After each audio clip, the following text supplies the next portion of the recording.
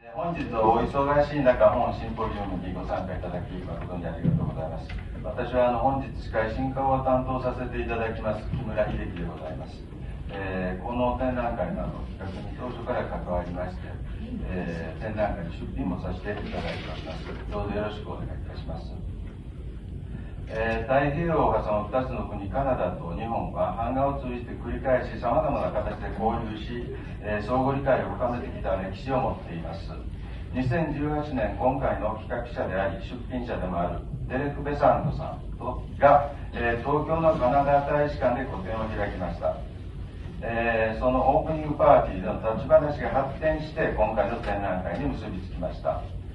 立ち話の内容は、何か面白い展覧会やりたいねと、極めて単純なものでした。その後立ち話に加わっていた清野光一君を含めた3人で、メールのやり取りをする中で展覧会の方向としてはやはり版画という領域の最前線で頑張っている人たちに協力いただいて、両国の版画制作の状況を生々しく、ダイレクトに紹介ができる展覧会にしようということになり、メインタイトルもミラーミラーと決まりました。この展覧会の経緯につきましては、この展覧会の記録が出されているんですけども、この中でもう少し詳しく書かせていただいておりますので、もしご興味がありましたらこちらをお読みいただくようにお願いいたします。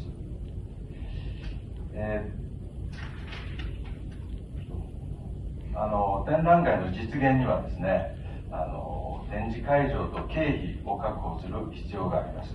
でこれが難問でございまして、実現の可能性を求め多くの方に相談をいたしましたけれども、東京芸大の名誉教授である中林忠義先生に、相談しましたところ、福島の郡山にある現代グラフィックセンターというDNT 文化振興財団が運用されている美術館をご紹介いただきました。そこへお尋ねして、お目にかかったのが、責任者であった神山俊一さんでした。先ほどお話をされた方なんですけども、2019年ぐらいのことだったと思います。前向きにご検討いただけるという感触を得まして、事態が具体的に動き出すことになりました。その後コロナ騒動やらもありまして、紆余曲折ありましたけれども、今日京都 DDD ギャラリーを会場に展覧会、そしてシンポジウムを合わせて実現する運びとなりました。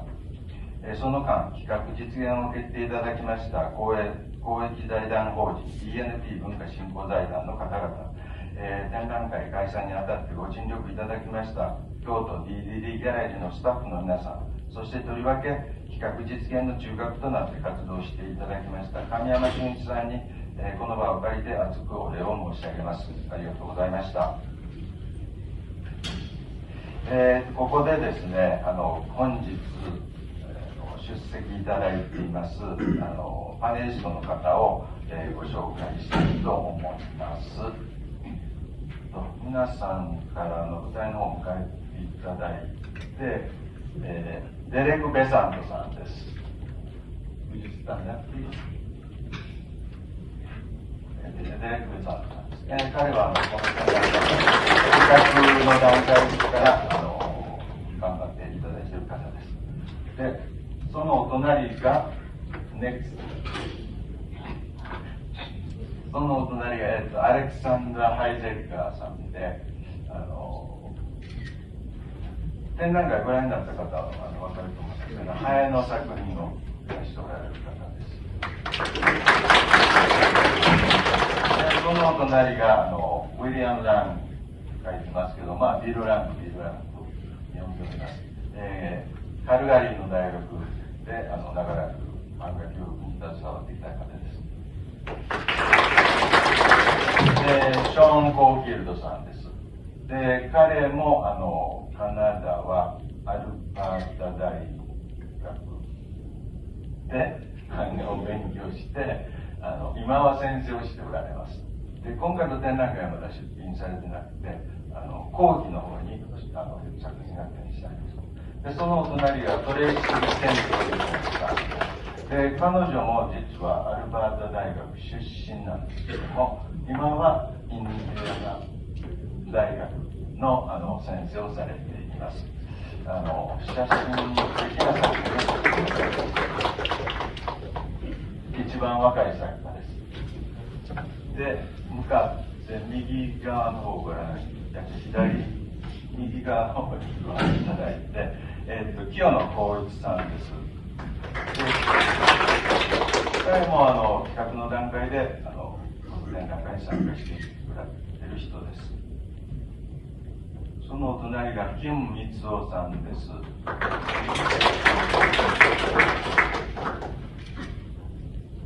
最も若い作家です。で、そのお隣が大島成樹さんです。京都で版画の勉強されたんですけど、今は多摩美術大学の方で教えていらっしゃいます。で、そのお隣が吉岡俊直さんです。現在の京都市立芸大で先生をされています。で、そのお隣が大崎信之さんです。大阪出身なんですけども、今は名古屋の愛知県立芸大で教えておられます。で、そのお隣が加納俊介さんです。彼も大阪出身なんですけど、今は佐賀美術大学で先生をされています。で、そのお隣が高橋浩平さんです。京都造形大学雨竜山学園の先生を今されています。今の展覧会の入ってすぐの映像を使った作家です。このメンバーでいろいろ楽しいお話ができればと思っておりますので、どうぞよろしくお願いします。ここでですね、今日は通訳の方2名来ていただいています。山本浩一さんです。ご存知の方もいらっしゃると思いますけども、現在はテネシー大学で、版画の先生をされているんですけども、出身が鶴橋あたりで、要は遊んではったっていう方で、大阪弁と英語とポーランド語のトリリンガルです。よろしくお願いします。で、今日はもう一人お手伝いいただく方に来ていただいてますので、山本さんの方からちょっとご紹介ください。お忙しい中、園部美奈さんです。ニューヨークからこの度駆けつけていただきました。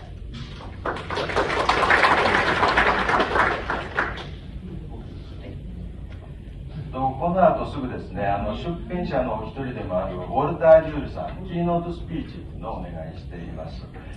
残念ながら出席が叶いませんでしたので、あらかじめビデオに流し込んでいただいておりますので、主にカナダの版画の歴史についてのお話となりますけれども、それを皆さんに見ていただこうと思います。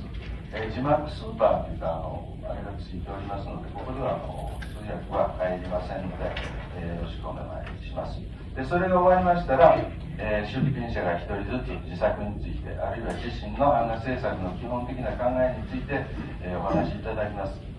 途中10分ほど休憩を挟みまして、出品者のコメントが全て終了した時点で、会場からのご質問を交えてフリーディスカッションに入りたいと思っております。終了は4時半を予定しております。時間が限られておりますので、皆さんのご協力よろしくお願いいたします。それではウォルター・ジュールさんのを始めてください。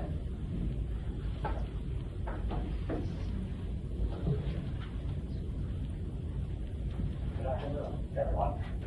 First, I want to thank the organizers of this fascinating and timely exhibition for inviting me to offer a few words that might help place Canadian printmaking in a cultural and historical context. With the generous help of Mr. Koichi Yamamoto, an artist uniquely familiar with the international printmaking scene, having lived and studied in the US, Poland, and Canada. But to begin, I want to ask how many Japanese people here today have visited Canada? Vancouver, Toronto, Montreal? Raise your hands. Kyoto-san? Well, if you travel to Canada, you know that wherever you go, it looks exactly like this. Right? Okay, half the time it looks more like this. In fact, my own printmaking studio is just a short drive from the Rocky Mountains. It's a 4-hour drive, but in Canada, a 4-hour drive is a short drive. You see, Canada is a large country. After Russia, it's the largest country in the world at almost 10 million square kilometers. But whereas Russia is home to over 144 million people, Canada's population has just this year reached 40 million. This means there are only 3.4 people per square kilometer in Canada. By contrast, Japan has a population of around 123 million. That means 338 people per square kilometer. I'm mentioning this because I believe that in Canada, our relationship to our beautiful, vast, and sometimes harsh northern geography has informed our spirit, our way of thinking and working. Canada is also a relatively young country. Founded in 1867 with the two colonizing countries, France and England, signed the British North American Act. Of course, the first Impressionist exhibition was held in Paris the same year, and as you all know, this period also marked the beginning of the Meiji Restoration in Japan. Both of our cultures, indeed all cultures, have been shaped by communication with the outside world, invited or imposed, and the collision of individual and collective views with the fortunes and calamities of history. Canadian national character, if we can be said to have one, is an amalgam of French, British, and Aboriginal influences, increasingly enriched and enlivened by a flow of immigrants from around the world, including Asia. For instance, Chinese and Taiwanese immigrants now make up over 4% of our population, and today almost 50% of Canadians are immigrants or children of immigrants. Canada is, in short, one of the most multicultural countries in the world, where everyone is officially encouraged to celebrate their own cultural heritage. Unfortunately, Canada's early history is rather unevenly recorded, and details of its artistic innovations are scanty at best. In fact, there's no historical record of Canadian prints before the mid-18th century.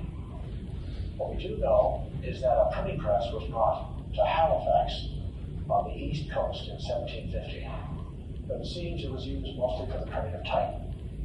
At the end of the Seven-Year War in 1763, England sought to colonize newly won territories by encouraging skilled craftspeople to immigrate from Europe and America. The prints began to gain popularity in Quebec City, especially among British Army officers and government officials.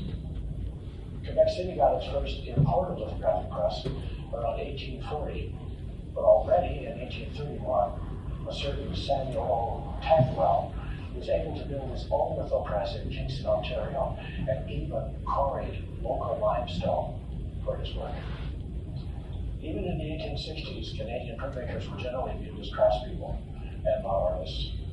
But with the etching revival in England, many went abroad to study in places like New York and Munich, where prints were actually considered art.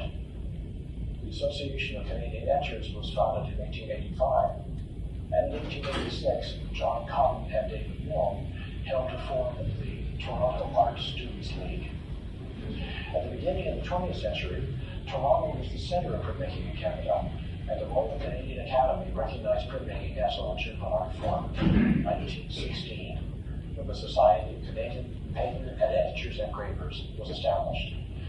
But it wasn't until much later, around 1940, that printmaking was finally established across the country, shown in this etching, which includes the image of a high-def totem pole.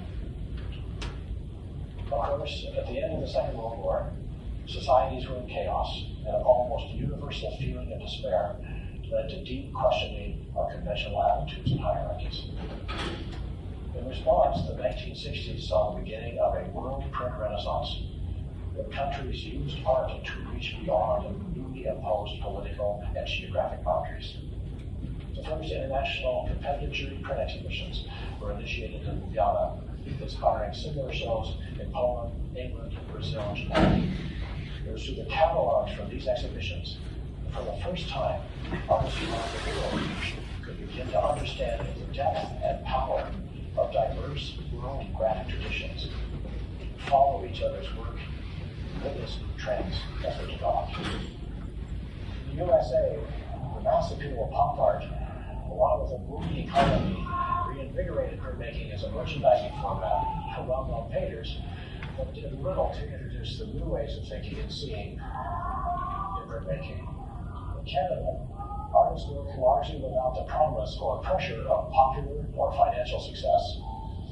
And as an alternative to the American commercial print shops like Gemini and ULEA, our government worked with artists to establish a string of artist-run print workshops and galleries where printmakers could make and show their work.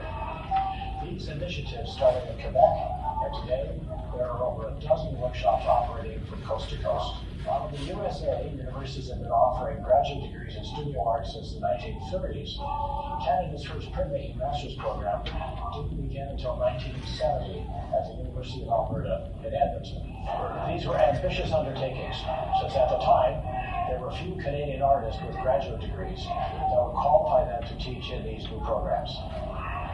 The solution was to recruit artist teachers from abroad. And since this was also a time when the U.S. was embroiled in the Vietnam War, many conscientious objectors were eager to immigrate to Canada. Almost 20 cultural immigrants from the U.S., Australia, England, and Japan quickly took up these new posts.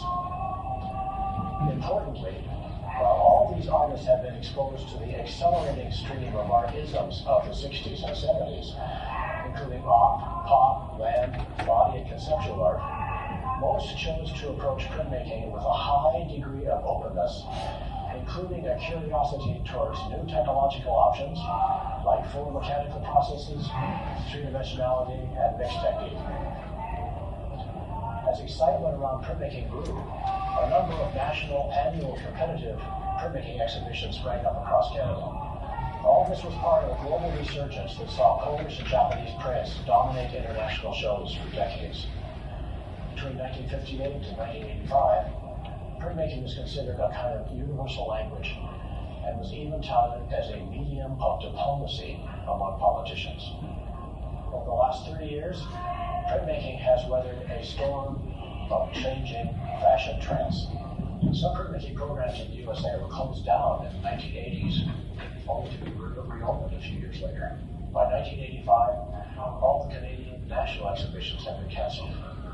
Now, due to COVID and rising costs of shipping, many international print shows have also been suspended or canceled. However, as younger generations of artists encounter the myriad possibilities of print-based processes, new and exciting work continues to be done around the world. In Canada, these advances build upon the accomplishments of many dedicated printmakers, including Carmel Haywood, a leader in Canada's photo print movement and a mentor to many younger artists, taught at Queen's University for almost 30 years.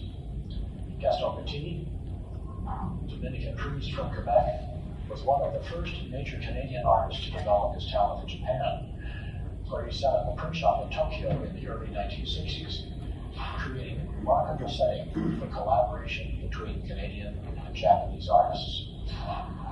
Woody Hay, colorful, mixed technique, three-dimensional room-filling installations have garnered critical acclaim across the country. Amina Bouchard, who makes unusual, delicate relief prints through the repeated stamping of a single, small element, creating woven veils of undulating knots.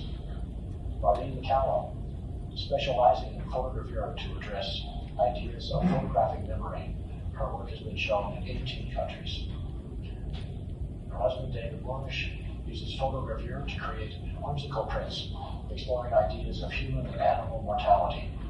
Together, Marlene and David have written a major book on photogravure. Stephen Dixon has taught at the University of Alberta since 1986. His photogravures, which explore abandoned industrial sites, have won numerous international awards. Kevin Dugan, the first Canadian to win the second prize in Ljubljana in 1985, experimental digital murals follow themes that have evolved over decades. Mark Senior, married to a Chinese Canadian, his travels have informed his lithographs, straight prints, and digital installations. Mark Lilly, past head of the Nova Scotia College of Art Design, uses multiple print techniques to explore ideas of memory, sentiment, and longing. Jennifer Dixon, her work challenged assumptions about gender and sexual roles and paved new ways for generations of Canadian photoprint artists. Eli Van, known for his masterful mezzotins, he's also been an important organizer, initiating an international print biennale in Quebec in 1997 that continues to this day. The list is endless, and Canadian print artists continue to help organize exhibitions like the one you're about to see today. Working with progressive artists around the world, we move confidently into an uncertain future. Thank you.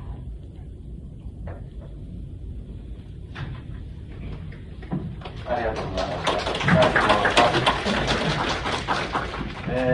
時間がかけられております駆け足で、次のパートに入りたいと思います。出品アーティストがそれぞれに自分の、作品についてコメントいたしますので、よろしくお願いします。最初にアレクサンダー・ヘイゼさんからスタートします。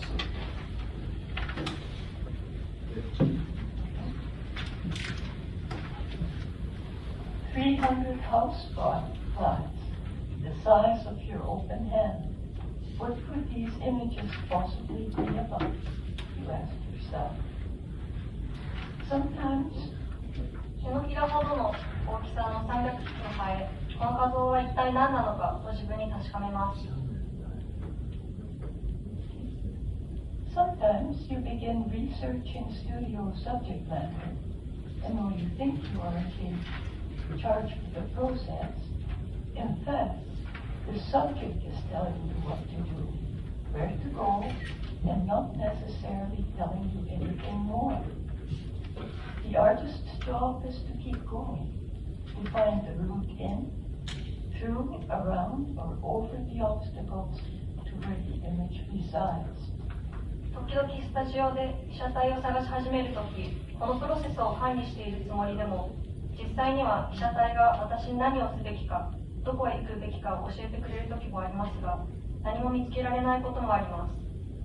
芸術家の仕事は進み続けることです。イメージが存在する場所への道を見つけるために、障害物を通り抜け、回り込み、または乗り越えます。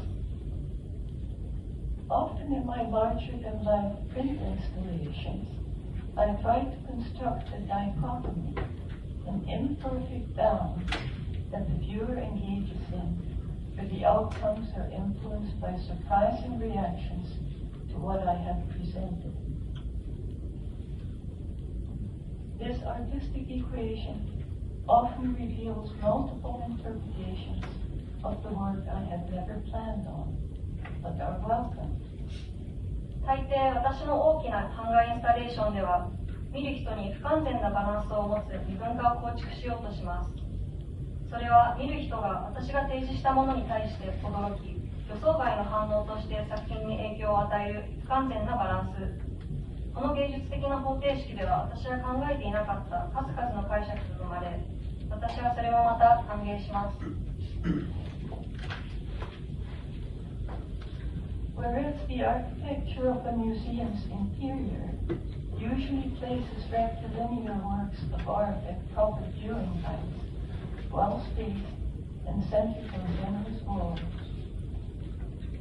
the many flies are effectively placed to deconstruct the corner architecture of the gallery while animating the eye, which is involuntarily searching for similarities and oddities automatically. 一方で、美術館内の建築は通常一定の視点の高さに直線的に芸術作品を配置し、また壁の中央に配置されます。それに反し、今回展示されている多くの灰は、ギャラリーの隅に効果的に配置され、建築を解体し、擬人化されたため、それは自動的に類似性や奇妙さを探し求めています。For this project, The 300 flies are akin to the marks found in a pointillist painting, grouping similarities with subtle differences.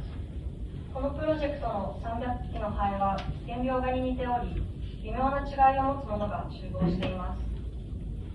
Another dichotomy that interests me are the phobias we often associate with some creatures from nature.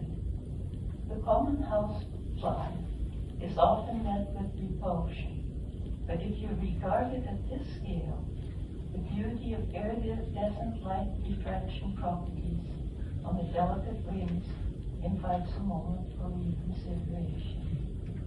私にとって興味深いもう一つの二分化は、私たちが自然の中の生物に対する恐怖です。一般的な家のハエに対しての嫌悪感を持ちますが、この大きさでそれを見ると、繊細なハエの上の光の屈折による虹色の美しさなどを再認識する瞬間があります。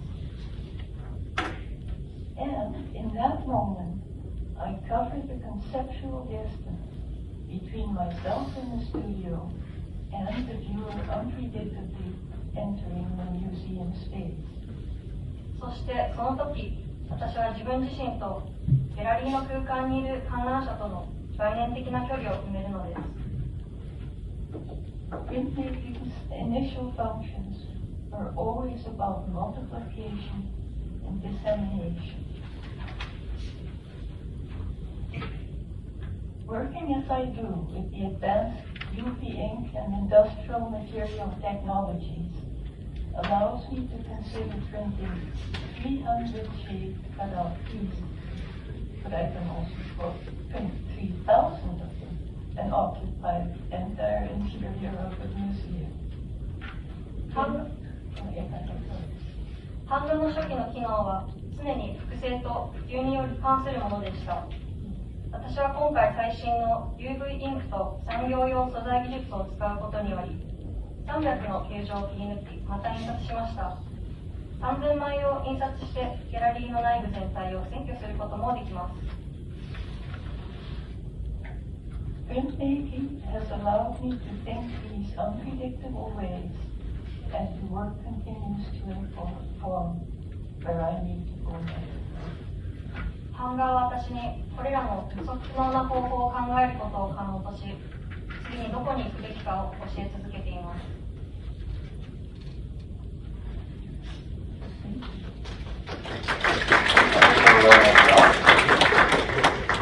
質問をまたということで、次の参加に移らせていただきます。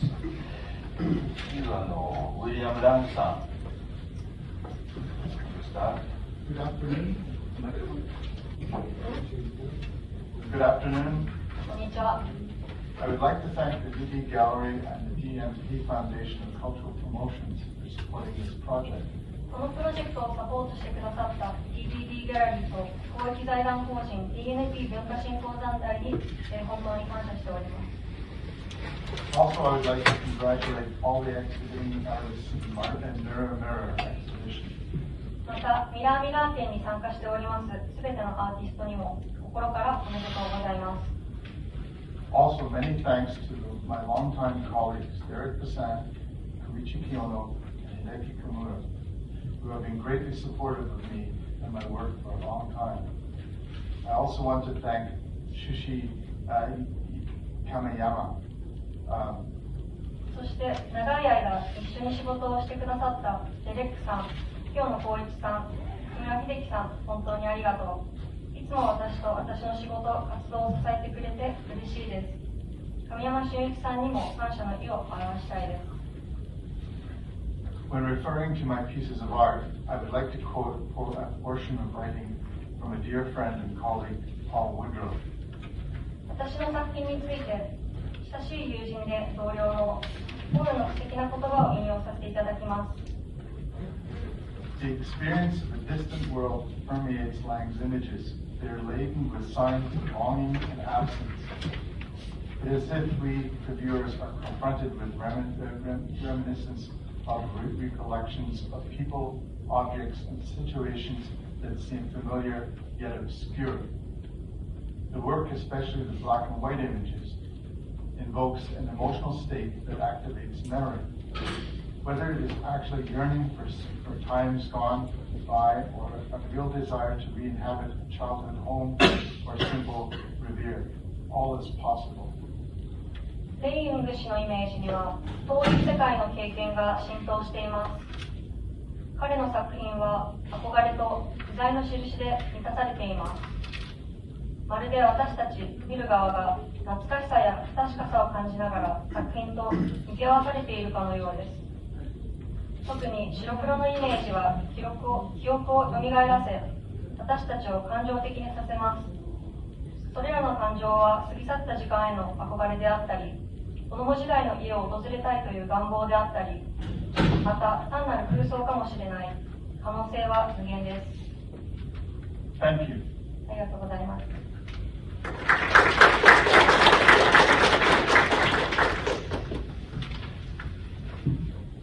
それではデレクさん、お願いします。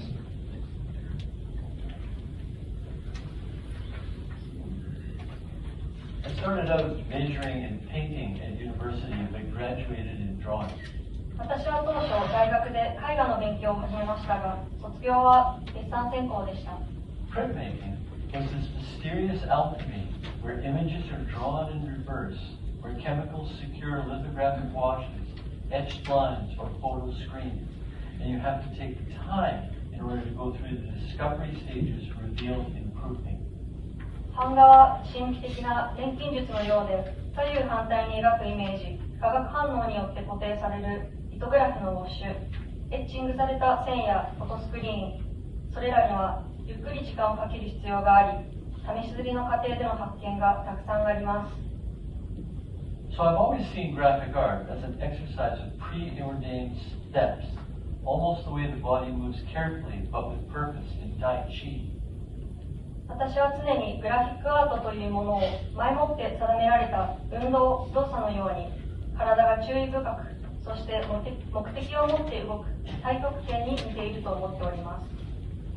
The rigors of pre-mixing color ink on marble slabs, applying shin-kole like a dance performance, soaking paper, transferring drawings to woodblocks and keeping tools sharpened, rolling up stones or wiping plates. These acts, while taking place through the first litho-etching relief combination press we designed for Griffin Press Limited in San Francisco, California, USA, with that big bronze flywheel, like a trip to the gymnasium. 大理石の上でインクを事前に混ぜる厳格さ、踊るようにシンコレを適用すること、紙を水に浸すこと、絵を木版に転写し道具を研ぎ続けきちんと保つこと、赤版にインクをロールアップしプレートを拭くことなど、これらの行為は我々が設計に携わったアメリカ・サンフランシスコのグルフィンプレスの大きな銅のフライホイールがついた最初の糸、エッチング、リリーフプレスに版を通す作業のもので、ジムへ通うかのようです。These rituals use your whole body, and so I associate printmaking with absolute physicality, utter preparation, and the ability to think backwards. 3 properties I would think every printmaking artist requires. これらの儀式には全身を使うため、私は版画を絶対的な体力、徹底的な準備、また逆思考の能力と結びつけております。My works included for Mirror Mirror. これらは版画家には大事な3つの特性です。My works included for Mirror Mirror are drawn from the things that we do not know what to do with. We cast off flotsam and jetsam collected in kitchen drawers or stacked in boxes in the garage. 私のミラーミラーの展示作品は、普段私たちがどうしてよいかわからないもの、例えば捨てられた漂流物と不要品、キッチンの引き出しに集められたゴミやガレージの箱に積まれたものが描かれています。Springs, pen caps, clothespins, rubber hoses, valves, hinges, pipes, screws, nuts, bolts, vacuum-formed plastic packing. These images also represent the side effects of chaos and consumerism that ends up in our global waterways and urban landfills. バネ、電キャップ、洗濯バサミ、ゴムホース、バルブ、ヒンジ、パイプ、ネジ、ナット、ボルト、真空成形されたプラスチック。これらは混乱と消費主義の副作用を表しております。そして私たちが住む町の水路や都市の埋め立て地に最終的にたどり着きます。I'm always trying to surprise myself. And by scattering assortments of these gathered bits and pieces onto my studio floor, they create a randomized disarray that my organized brain can simply not assemble so carelessly. Though my eye does pick out the better compositions and the strategic energy contained by how those mismatched objects can align or crowd one another uncomfortably, and that's what I migrate towards by instinct. 私は常に自分自身を驚かせようとしております。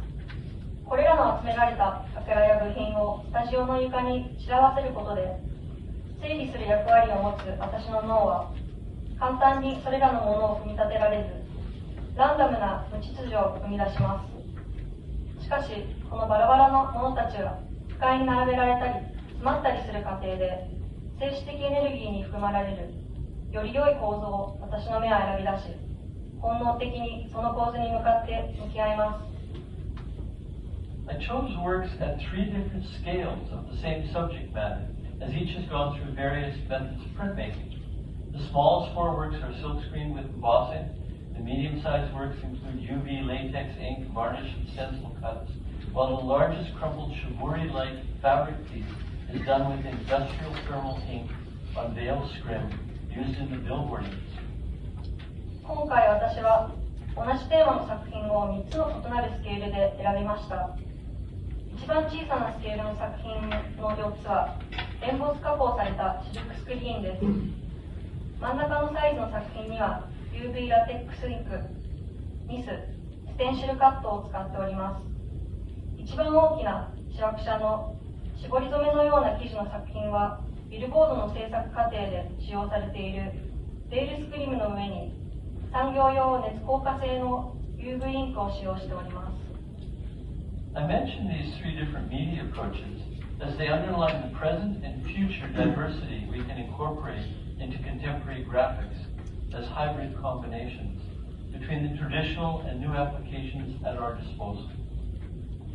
これらの異なるメディアのアプローチを挙げたのは、私たちがこれから現在と未来にわたり表すことのできる伝統的な手法と新しい技術の組み合わせを持つ現代グラフィック作品の多様性を強調するためです。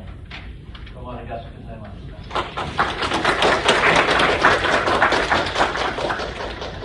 ありがとうございました。それではですね、高橋光平さん、やっていただきます。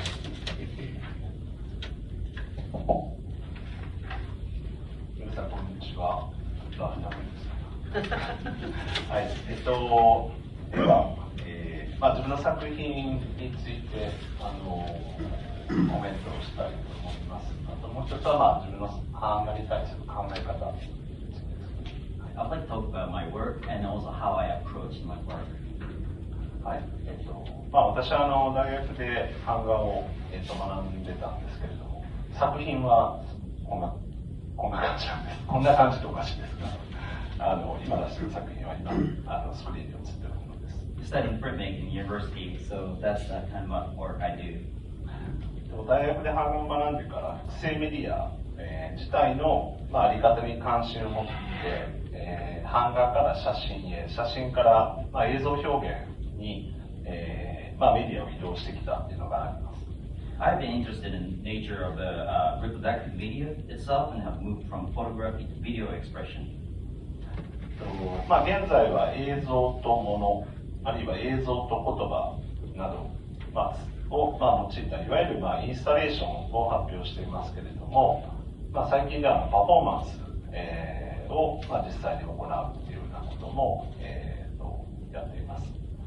で、いいですか。Currently, I present installation using video, object, and words. But recently, I have also started performing art pieces. ちょっとそこを補足しますと、パフォーマンスの中でも、映像メディアを用いたり、いわゆる複製メディアを用いてます。Well, for the performance piece, I use a multimedia as that sort of support for the performance pieces. 現在の活動の問題が版画の問題と、すごく深くつながっているなというふうに、最近思う場面が、増えました。Recently, I'm concerned about this sort of collision between colliding the idea of the concept and making visualization within the printmaking. もう少し関心事を簡単にちょっと話したいと思うんですけれども、簡単に話すのはすごい難しいんですが、It's difficult to talk about and simply, however. 複製可能な画像や映像を用いて表現されるイメージと、複製不可能な、身体、との、いわゆるその相互作用、そこに関心が今一番あるかなと思います。To briefly explain my interest, it is the interaction between the image expressed using a reproductive image or video. 例えば、演技、人のその演技とかアクションとか、行為に関して言うならば、例えば映画と舞台、の、表現の違いかなというふうに思っています。So think about this performance. The difference is like a film versus a stage performance. 例えば映画だったら一つの演技を録画しているので、何回再生しても変わらない。すごい当たり前のことですが。Within the filmmaking, because when you repeat it, everything's going to be exactly the same. で舞台だと同じアクトをしてもセリフを言ってもその都度少し違いが起きる。But on the stage, every time it's going to be slightly different. 例えば今のような、ズレであったりとか、一致してるけれども少し違っていくことであるとか、そういうことを、複数メディアを用いながら考えています。I'm curious about the challenge to utilizing a multimedia to see the difference create sort of not exactly the same, and the changing that the original to the second image. 特にその中で、展覧会の空間ですね。展覧会の空間として、近年はサイトスペシフィックな、空間を作ることが多く、それが再現とか再現が非常に難しい、そういう空間を作っていきます。I believe my challenge is to create a space that is impossible to recreate. とはいえ、その再現とか再現を、拒否しているというか、拒んでるわけではなくて、例えば、同じ作品が別の場所に行くと、別の場所では別のその作品に意味が、付随していくというか、含まれていくと、そういうことに、関心があります。However, it's not that I reject the reproduction or reenactment, but I'm interested in how different meaning or situation emerge in a different context. イメージが固定されて変わらないにもかかわらず、それらが置かれる状況とかシチュエーションが変わっていくと、同じ経験ではない、同じ作品の印象とは随分異なる、そういうことに関心を持っています。So when the different circumstances, the meaning could change, and that's what I'm interested in there. それが基本的な私の今の関心です。That's the basic concept of my approach. で、ちょっと作品のことを、説明というか簡単に解説したいと思います。この作品は、焼成前なんですかね、その粘土です。いわゆるその陶芸の粘土なんですけれども、焼く前の粘土、で壺を作りまして、壺、これぐらいの壺を2階から落としてます。So for this work, I create a ceramic unfired clay piece dropped from the second floor. そうすると地面に落ちるとべちゃっと落ちて、そこにフラットな面が。So when it falls down, it becomes a flat shape. その面をスクリーンにしています。So the impression, それはそうやって話。So this when dropped, it becomes flat, and then that I'm using that as a screen for projecting image. But 映ってる映像は同じ壺が落ちる映像なんです。The image you see projected is from the original the pottery that made. 一回性の出来事によって複製不可能な、スクリーンとそれが記録されて複製可能な、映像とが同じ場所に同時に存在している、そういうことを作る。So creating this projected surface that simultaneously the byproduct of the effect coming from the gravity dropping the surface as using as a screen to project on. はい、ぜひ現場で皆さん見てください。ありがとうございました。Please take a look at this.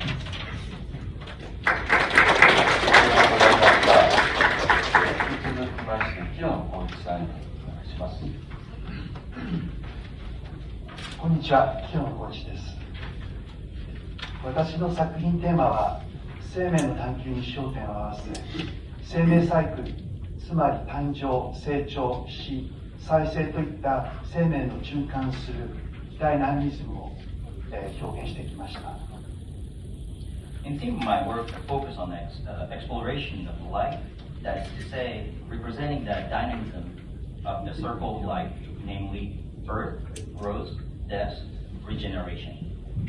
2010年以来発表してきたディスク上作品のバイオ体シリーズは、大小さまざまな半立体の円盤作品群を床や壁に展示して、科学実験で使うシャーレザラの中で培養されたミクロ小宇宙から最終的にマクロ大宇宙へ展開させるインスタレーション作品です。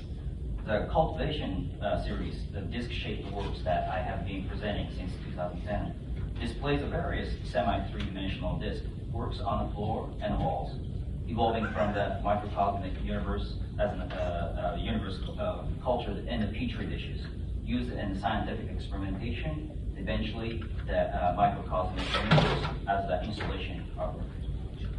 今回発表する変異体生と死の解明の新シリーズは、従来のバイオ体シリーズを踏襲しながら、生命進化の過程で発表する突然変異と多様性に注目して、新たな表現を試みています。The new series variant interface between life and death, presenting this exhibition, continues to the footsteps of the cultivation series, as well focusing on mutation and diversity that occurs in the process of the biological evolution, attempt to convey a new expression. 技術名について制作過程では、衣類の中面として利用されるキルト紙を被写体として使い、それに木版や銅版でプリントしながら手縫いでディスク上に組み立てています。新作ではいかにしてディスク上表面のイメージと質感を変容させるかを主眼に置いて、透明感のある薄い生地のオーガンジーの素材を使ったり、油性インクの代替としてガラスビーズを針で一差し布地に縫い込むビーディング作業を新たに採用して、作品に被爆性を付与したり、荘厳でリッチな質感を加えています。Regarding to the technical aspect, the production process I use kilt batting, use that as a clothing batting as a subject, print it in wood block or copper Italian plates, and then assemble it into disc shape by hand sewing. In the new work, I focus on transforming that image and texture of the disc-shaped surface using the material of the sheer fabric organza to create transparency. And newly adopting a bedding work where the glass beads are sewn into the fabric one by one with the needles as an alternative to oil-based ink, adding that film-like texture to the work and giving that a solemn and rich texture. 今回の作品テーマは、世界的なコロナ禍、ロシア・ウクライナ戦争、地球温暖化や環境破壊など、そういった問題が作品表現に強く影響しています。The theme of this work is strongly influenced by global issues such as the COVID-19 pandemic, the Russian-Ukrainian conflict, global climate change, and the environmental destruction. 一方で個人的なことですが、私にとって最愛の母親が長い自宅介護の末、昨年5月に亡くなり、想像以上の深い悲しみとストレス感に襲われたのです。In a personal note, however, my beloved mother passed away last May after a long period of home care, and I was struck by deep sadness and a sense of loss beyond imagination. この経験により、逆に新作を創造する強い原動力となったのです。死者を弔い、鎮魂の祈りを込めた荘厳で静かな世界を目指した私の新シリーズ、変異体、生と死の解明をご覧いただければありがたいです。ありがとうございました。This experience became a strong driving force to create new works in the reverse. I hope you will enjoy a new series variant, Interface Between Life and Death, which aim to mourn the dead and pray for the souls, creating a solemn and quiet world. ありがとうございました。非常にすごいと思いますね。次のキム・ミツオさんが出て前半は一応一旦聞こうかなと思ったんですけども、大島成樹さんまで前半行かせていただいていいですかね。そのようで、じゃあ次、キム・ミツオさんのお話をお願いします。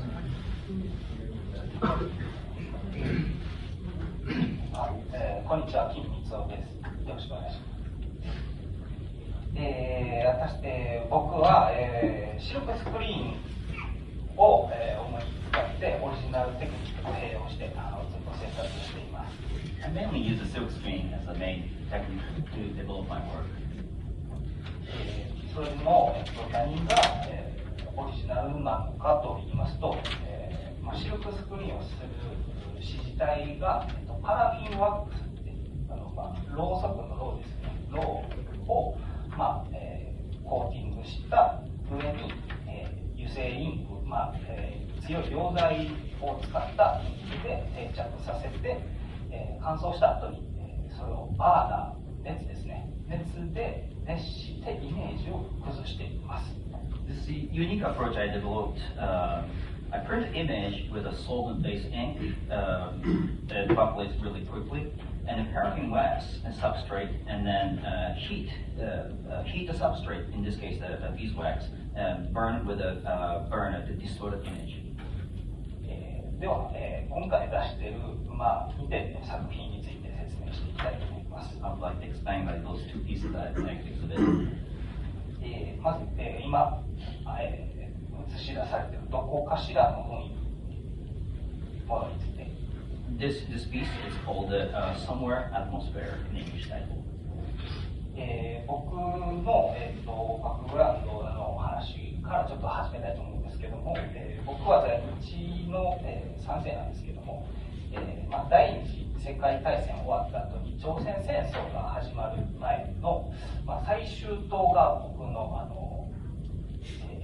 なんて言ったんですかね、故郷になるんですけども、そこでの僕の祖父母が、思想弾圧であったりとかジェノサイドから逃げてきたっていう僕は、移民の、バックグラウンドがあります。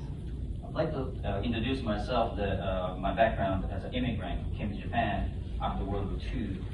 We escaped from the ideological oppression and genocide in Jeju Island under the control of the U.S. military before the Korean War broke out. And I'm the third generation Korean Japanese.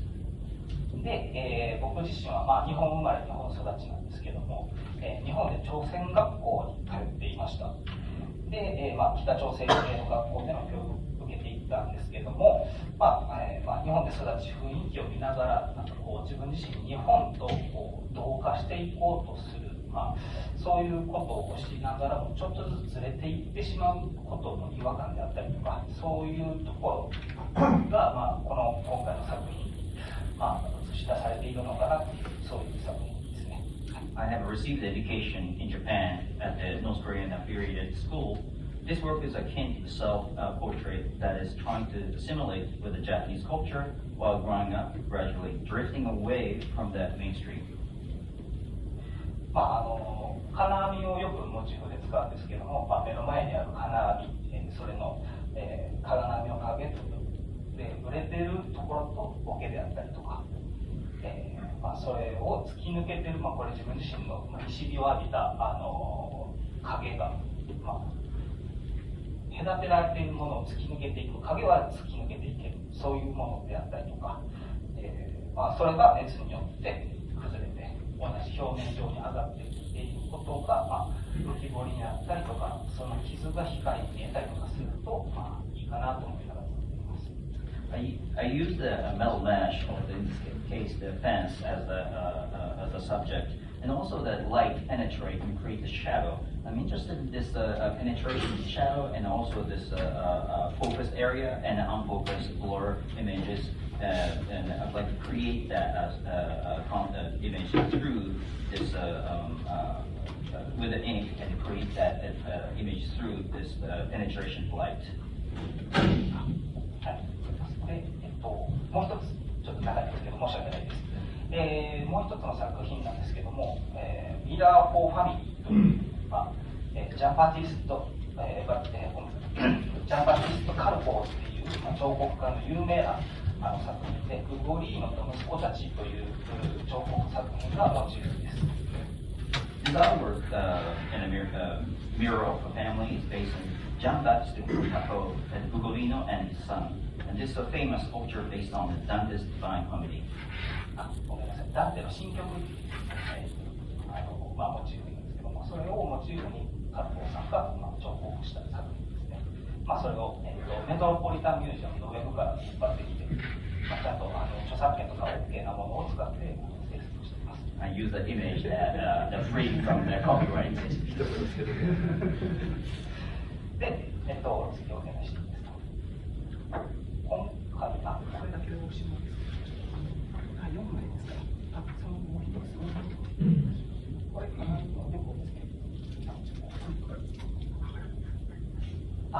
いません。これが展示会場の風景なんですけども、向かって右側のものがマザーですね。まずこれを作り上げます。製造で印刷して熱で溶かして完成させます。So in this case, you see that within the right side, the panel, mother. ですね。元となる。So this is the original piece that before destruction. で、左側は一つの版、シルクスクリーンの版を裏返して印刷しています。And on the left, the silk screen has been printed on the other side of the surface. そうですね。で、左右鏡像がそれで出来上がると思うんですけれども、難しいですね。これ大丈夫ですか。Creating the mirror image, creating the symmetry formation. でも僕の作品の性質上同じことができないので、同じように作ろうと思いながら作った左側なんですね。ちょっと難しいと思うんですけど。The nature of this, so the tendency in my work that I've tried to create this symmetry, but of course that is not going to happen, and then I kind of enjoy that sort of unexpected result. なので、パッと見同じものが複製された、崩れたままのものが複製されたように見えるんですが、そうではない。Seemingly it's a symmetry image, but if you looked at in detail, there are subtle differences between left and right. 鏡っていうものは、別の世界の入り口とかっていうふうにも見られるんですけども、 The mirror considers entry, the portal to another world. その共存世界、別世界だとしても、ウゴリーノさんは覇権争いで負けて投獄されたりとか、覇権争いで、親と子の関係であったりとか、苦しみとかは異世界も変わらないのかなと思いつつですが、ちょっとだけそのズレ、同じものを作り上げようとするんですけどもできないっていう、そういった少しのズレに対してちょっと希望であったりとか、ものを求めているっていう、作品です。So the original piece, the Ugolino's work, that started out from it. However, when I create the pieces, it will not going to be exactly the same, and I'm kind of enjoying that difference and coming out through this process. こんな感じで僕作品作り続けています。よろしくお願いします。 So this is my motivation.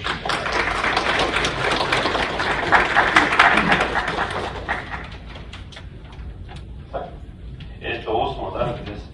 皆さんよろしくお願いします。僕の作品はですね、今回の展示ではなくて2回目のターンで、展示することになってます。ぜひ皆さんご覧になってください。まずこの作品についてちょっと簡単に説明していきたいと思うんですが、これハプティックグリーンって言って、っていうシリーズで、デジタル上で緑の木々を、木々の部分ですね、それをズームアップした数百枚の画像を1枚の全体へと統合しています。で、遠近の距離感を混在させることで、日常的なものの見方というか、パースペクティブを、拡大していくというか、壊していくようなことを狙っています。My piece has not shown yet. It will be exhibited in the second term of this exhibition. My subject is to describe an example, the haptic green series. I integrate hundreds of zoomed-in image and the green trees into a single whole, blurring the sense of the distance between near and far. And I aim to unstable the everyday perspective. ここで、日常的な、パースペクティブというのが不安定化していって、その対象自体が、目の前のこの対象の世界ですけど、それをこう認識しがたい状態に置かれていくと思います。で、そこでは日常的な意味っていうのが後退していって、対象の触覚的な感じだったりとか、あるいは色彩性であったりとか、形の生々しさが現れていくと思います。Under this destabilization perspective, the object is placed in a state where it is difficult to recognize and causing the everyday meaning to recede and the vividness of the object, the tactile sensation, color, and form to become apparent. And the aim of my work is to present the natural world detached from the formulated everyday life. このような意味と無意味の間を揺らぐようなこの世界を、いかに提示していくかっていうのが僕の作品の狙いになっています。The aim to create the meaning and also the no meaning. The gap between those two is my aim. この作品のどこが版画なんだって皆さんちょっと疑問に持ってるとは思いますが、これについて話す前に、写真家の写真と、写真家にとっての写真と、版画家にとっての写真の違いについて少しお話したいと思います。When you look at this, the word is printmaking, but I'd like to talk about how a photographer approached image versus a printmaker approached image. 写真家にとっての写真っていうのは、被写体の意味、文脈が重要ですけれども、版画家にとっては、それにとどまっていません。The photographer focus on the meaning and the context of the photographic image, but printmaker don't stop. 自分とは一体何なんだろうか、世界とは何だろうか、そのような問いから私は作品を制作しています。My motivation for the work is asking myself, what am I and how the world is. 自分と他者について考える。戦争や地震、ウイルスなどの予測できない未来について考える。私にとってこの世界とは不確かさで溢れています。私は自分自身を座標軸にしてこの感覚を翻訳するように作品を作っています。Thinking about myself and others, and for example, the war, earthquake, and virus, these unpredictable things come up, and then these are the motivations for my work. For me, this world is filled with uncertainty, and looking from my own perspective, and try to translate that sensation, and that is the essence of my work. 今回出品する作品、ディメンションウォールは、これですね、ディメンションウォールは、神々のイメージがドロドロと流れ出していくような作品です。壁が溶解していくような感覚を想起させて、私たちの世界の曖昧さを認識させるように、色面が画面を侵食していく。This work is called Dimension Wall. Like a wallpaper that melted down and fall down with the gravity. And it's like this wall has been dissolved. And that is starting point for my work. And this is represent how uncertain and dysfunction of the image recognition and the surface is going to be dissolved into it. 少し補足しますけど、これ映像作品です。スチールで出てますけれども。 So this is not the print. This is being projected. この作品はシルクスクリーンを使って制作していますが、他には私の多くの作品は現実にイメージが変容したり溶けたり流れたりするような絵画や構造を現実に実際に作って作品を制作しています。 The starting point is silkscreen. However, this work has been, it's going to be changing constantly, like a melting down, and this structure is based on this changing, transformation of the image. また、日時計というシリーズから1点出てきます。この画像作品ですね。 So this piece is called the sundial. この作品は長い期間をかけて丁寧変化していくことを織り込んだ作品です。この出品作はボール紙とドイツのハンブルク市で撮影した写真、あと紫外線を遮断する直角三角形のアクリル板で構成されています。 This work, the sundial, is made of the paper, the old paper, and also the photograph from Humboldt in Germany. And this is made with ink that is disrupt the UV ultraviolet light and making it to the right triangle acrylic plastic plate. この直角三角形の一辺は53度。写真が撮影された場所の緯度、地球の緯度経度ですね。緯度の角度になっています。 This right triangles at one side of the angle is a 53 degree, and that location is a latitude 53. ハンブルクの緯度が53度なので53度なんですけども、実際に日時計を作成するときにその土地の緯度を使用することから場所を表す要素として取り入れています。 This is a tactic to specify the location and that 53 degree angle. 非常に長い時間をかけて紫外線が遮断されるところとされないところで変化が生まれる作品です。 But leaving out, and then this ultraviolet light will come in, and some parts being exposed to UV light will change the colors. しかしながら変化すること自体が目的ではなく、作品が変化するほどの、50年、100年後、そのような遠い未来について私たちが想像し考えることをコンセプトに作品を制作しています。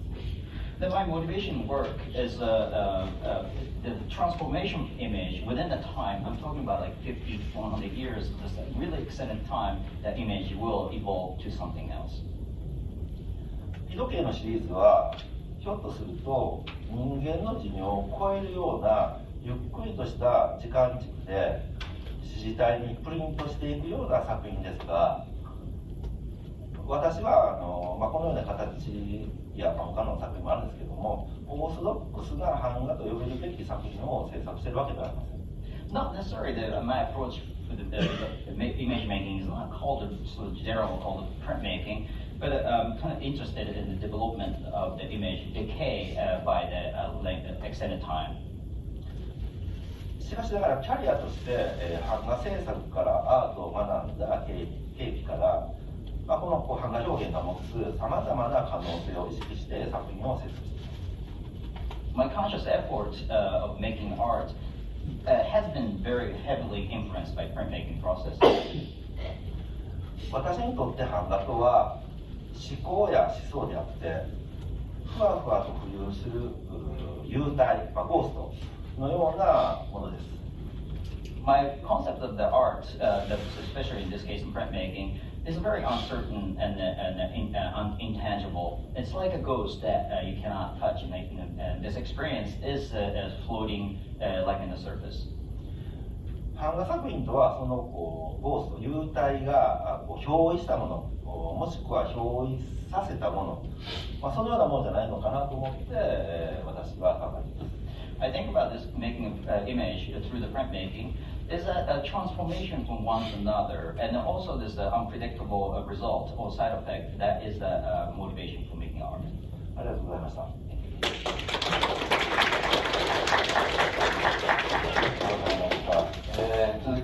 吉岡俊直さん、お願いします。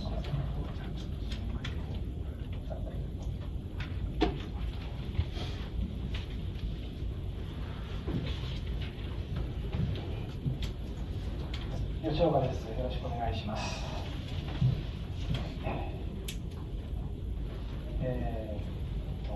前期に出品しているので、ギャラリーの会場に入って左手にあるのが私の作品です。この版画作品の図像はフォトグラメトリーというデジタル技術を使用しています。My work will be displayed in the left side of the wall. This image of my prints work utilizing digital technology called photogrammetry.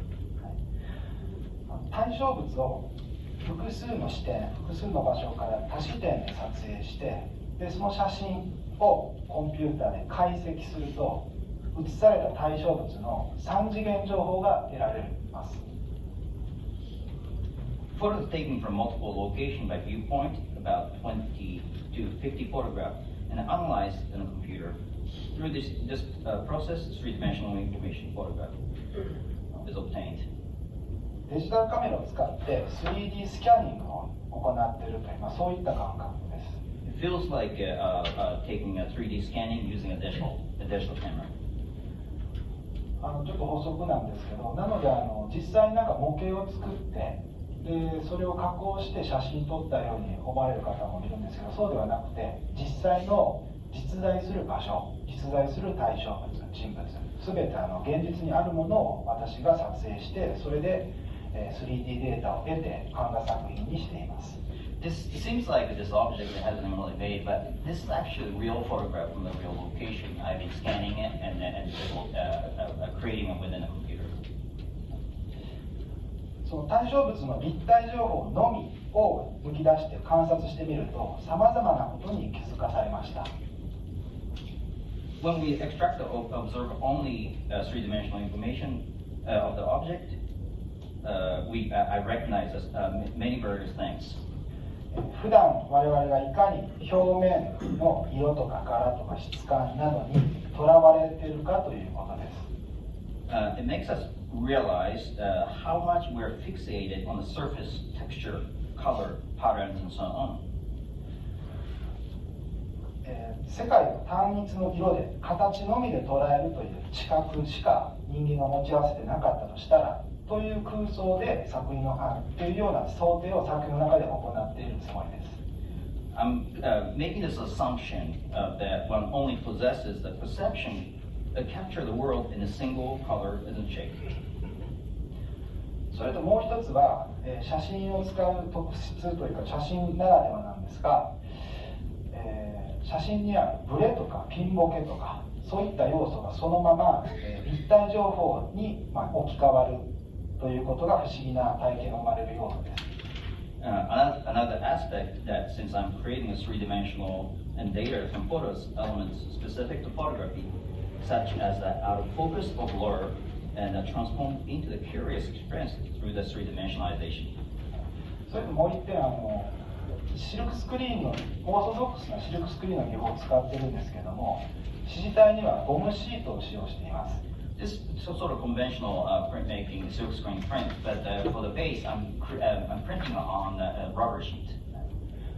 3D コンピューターの 3D ソフトのデフォルトの画面っていうのは黒いんですけども、そこにある無機質な、プロセスが最後の最後にシルクでする瞬間に物質化するというそういった、出会いを自分の作品の中に取り入れているつもりです。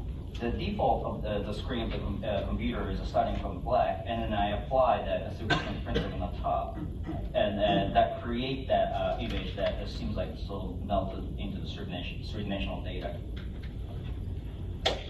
実際にギャラリーで見ていただいた方は分かると思うんですけど、モニターとか、こういったプロジェクションした映像にはない質感との対話が作品の前で行われることを私は期待しています。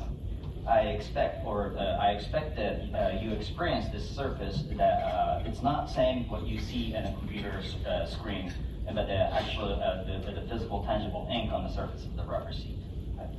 ありがとうございました。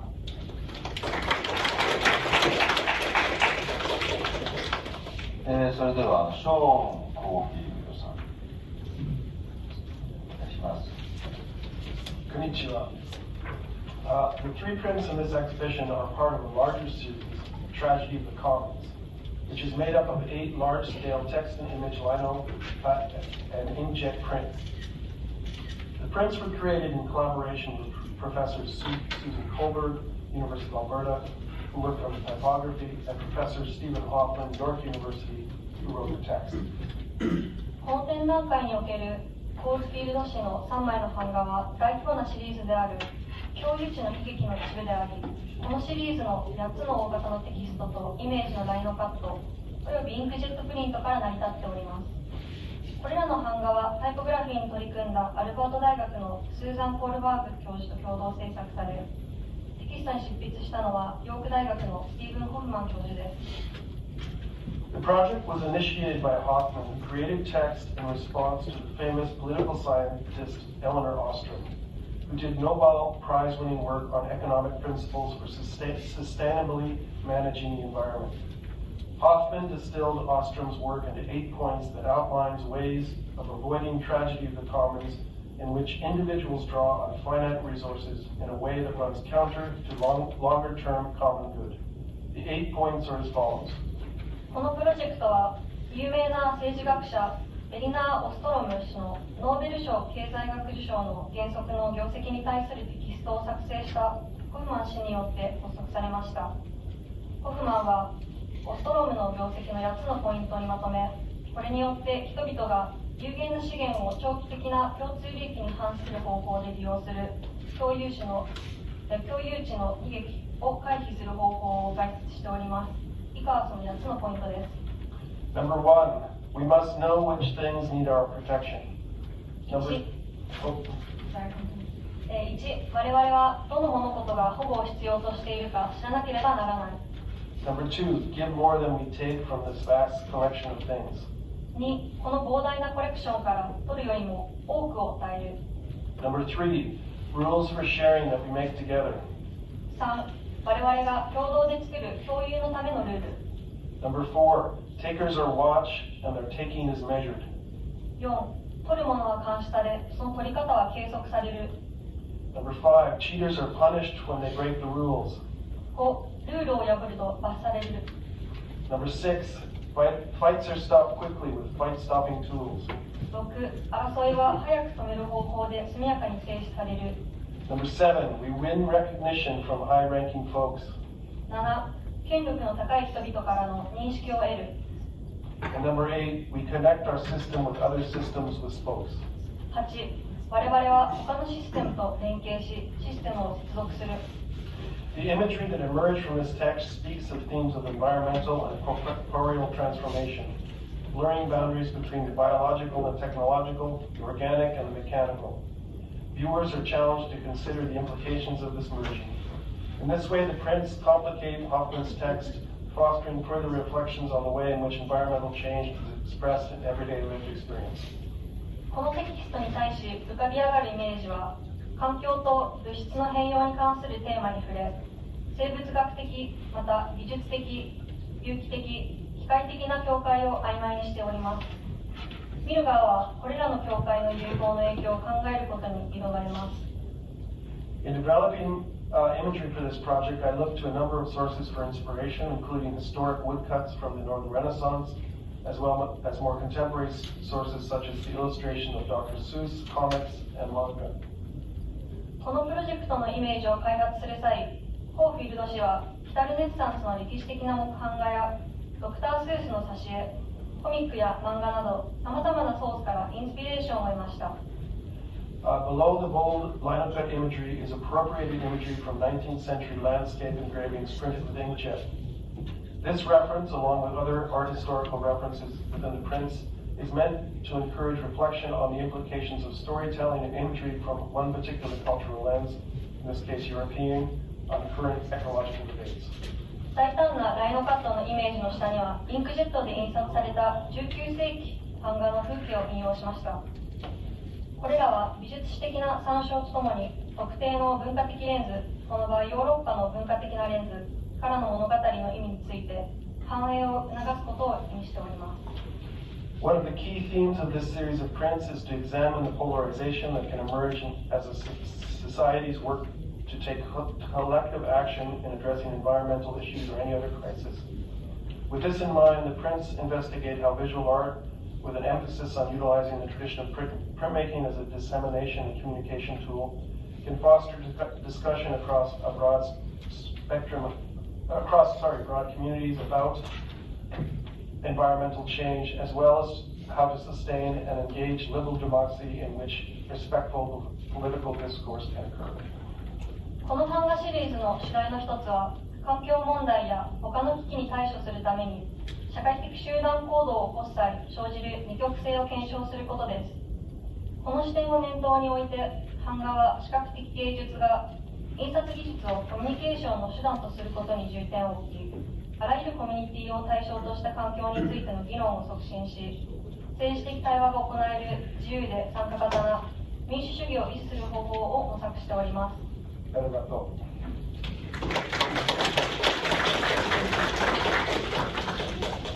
ありがとうございました。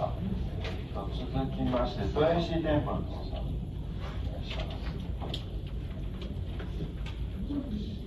Most recently, my work has balanced imagery from harsh elements of Canadian prairie winters with similarly severe themes of dislocation commonly seen in the news media. I position myself between the production of my imagined and manufactured landscapes and the capture of worldly happenings as fragments of experience. 最近の私の作品はカナダの草原地帯の厳しい冬の要素とニュースメディアでよく見られる不安定な移民テーマなどを掛け合わせております。 I source from the current refugee crisis, homelessness, migration, and other pressing human movements. These upheavals often necessitate a pioneering spirit to overcome obstacles and optimistically forge ahead. I sublimate and reconsider these evocations through imagery reminiscent of hopeful rest, familiarity, or healing, aiming for a coalescence into a compression of time and possible experience. 私の制作の原点は難民危機、ホームレス、移民など人間の移動に関する事柄です。これらの変動は障害を乗り越えるためのたくましい開拓精神を必要とし、さらに楽観的に前進するためのものです。私はこれらの思いを消化し、希望、親しみやすさ、また癒しを思わせるイメージを通して再考し、時間を可能な経験に圧縮しようとしております。Using this motivation, I combine imagery of snow, the northern lights, and tableaus of sheets to create my prints as obscure worlds of beauty with a subtle uneasiness. I further modify the work by emptying the atmosphere and creating purposefully anonymous environments for scenarios that could be anywhere at any moment and which might happen to any of us. この動機から私は雪、オーロラ、シーツを組み合わせて不安定感のある世界の美しさを曖昧に表現しております。さらに緊張感を取り除くことによりあらゆる場所でいつでも誰にでも起こりうる匿名の環境やシナリオを想像しております。 Having grown up in a remote rural landscape known for its winters, I experienced snow as central to my existence for many months of the year. Occasionally trapped by blizzards and 6 to 8 foot drifts, I found snow provided time for reflection as it prevented the typical busyness of life from occurring. In this way, snow provided sanctuary. 私は極寒で人里離れた農村地帯で過ごしました。1年の数ヶ月は雪中心の生活が強いられ、2、3メートル積もる吹雪によって家の中に閉じ込められたりすることがよくありました。雪は私にとって忙しい日常からの休息を提供し、安らぎを意味するようになりました。It is my notion that everyone must embark on a physical or spiritual journey to find sanctuary. The crumpled positions of the linens convey an unsettled sense found in situations of uncertainty, yet the soothing light and blanketing sky imply the importance of rest and dreams, on a personal journey, these become much needed dreamscapes. 私は誰もが精神的、身体的な安らぎを求める旅に出る必要があると考えております。しわくしゃなシーツからは不確かな状況下にいる時の不安定さを表しますが、穏やかな光と包み込むような空は一人旅で休息と夢が重要であることを示しています。これらはとても必要な夢の風景になります。Switching from paper prints and experimenting with subtle 2- and 3-dimensional interplay, I have printed on cotton sateen, comparable to bed linens that I have photographed. 紙の版画から2次元と3次元の相互作用の中、試行錯誤し、ベッドシーツの写真をコットンサテンにプリントしています。I challenge viewers to discern actual folds and wrinkles from pictorial ones. Hems are finished with undulating clear and smoke-tone nylon threads to match the tonal variations of the image. Hung like heavy drapes, the work gathers and flows, connecting with the viewer's physical space to create a tactile sensibility. 見る側へ実際のシワと平面のシワを区別させるように提示しています。裾は透明と円色のナイロンヌットで波状に仕上げられており、重いカーテンのように吊るされ、この作品はその物理的な空間により触ったかのような感覚を流れるように集めます。My own imagination extended between the shared border of the United States and Canada, both of which I now call home, is fettered by the layered immigrant tale I refer to. 私自身の移民体験は、今では両方故郷と呼んでいるアメリカとカナダの国境で広げられており、私のこれまでの移民としての物語によるものです。I am now witnessing record numbers of people negotiate this journey while I maintain an awareness of my dominant cultural imagination, striving for imagery that can disrupt the derivative and allow for broad interpretation. 私は今、記録的な数の人々がこの旅を乗り越えるのを目にしております。自分が持つ文化的想像力を認識しながら、新しい視点を生み出し、広い解釈を可能にするイメージを追求します。My imagery ranges from reassuring to provocative, with a sense of slightly uncomfortable deliberation. All the while, my aesthetic sensibility is bound to an inherited affinity for the Canadian wilderness. 私の作品は少し不快な熟慮を伴った安心感から挑発的なものまで幅広く、カナダの大自然に対する遺伝的な親近感に目指しております。ありがとうございます。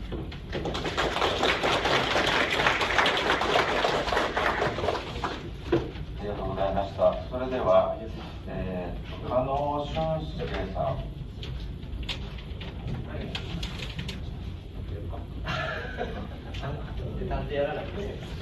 こんにちは、佐野です。